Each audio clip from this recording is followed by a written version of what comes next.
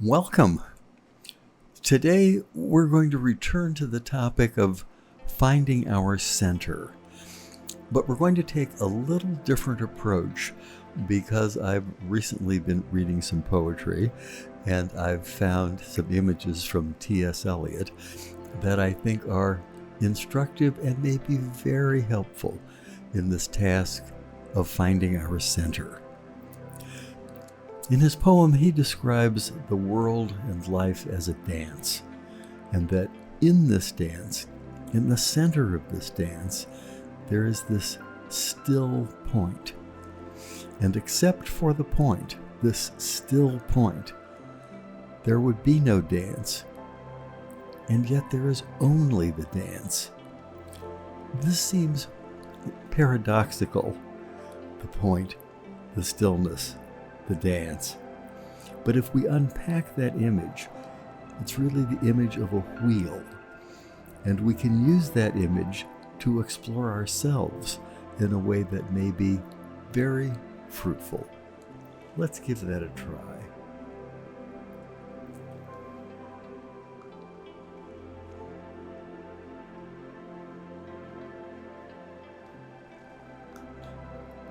Let's reflect on this motion and this stillness within this motion.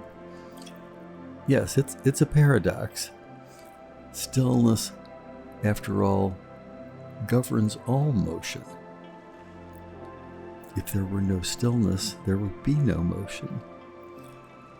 So let's use this contrast, this paradox, to find our own center, using the image of this wheel that we've been presented.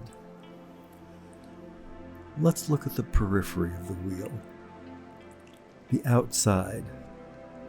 In this case, that's the body, governed by space and time and constantly changing. Next, quite similarly, is the ego. Notice that this change also occurs in the ego. Thoughts, desires, sensations come and go. But as we move inward in this wheel, we remain on this fast-moving part. Yet as we get further into the center, things slow down. So what is at the center? Beyond space and time, changelessness. Think about the relationship between the outer rim and the center. It's the same wheel. It's the same motion. There's no division or steps between one and the other. So how do we find the center? One way is to follow the path from the outer to the inner, starting with what we've just described as the most outward features, our body and our bodily sensations.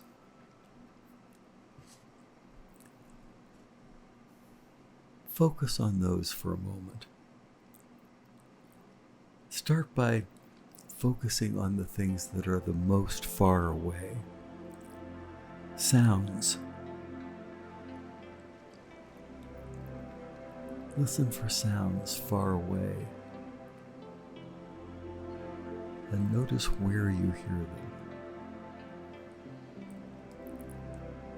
And now look around. Sights. Still moving inward.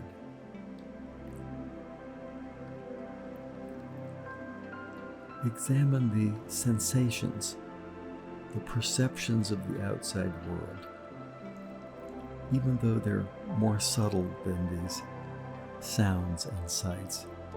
They're just as obvious. Things like temperature and pressure, and even more subtle things like position and attitude.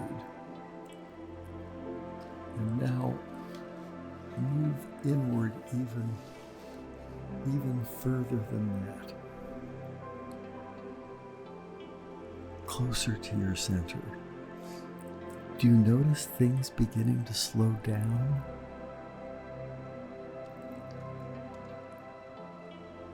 As you move from these gross worldly sensations, appearances, and arisings to the space inside of us, we move from the gross to the subtle. Now move even more inward, from effect to cause, and from perception of things to pure awareness.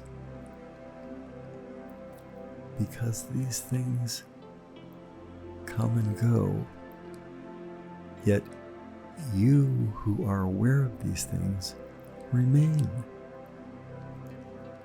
You remain in this clear, limitless, unbounded, perfect space. This is the real you. You've moved from doing to being, from being divided to being one, from being agitated to being still, and from being changing and the victim of change to being changelessness in this certain, perfect, clear space that is our real self at the center, also known as the heart. This is the real you. Remain here for a while. Enjoy this space. It is always available. And this image of the wheel, of moving from the fast-moving parts to the slower, to the still point within us, is a very helpful image and methodology. But for now, just remain here for a while. Enjoy this space. This is the real you. Enjoy your time here.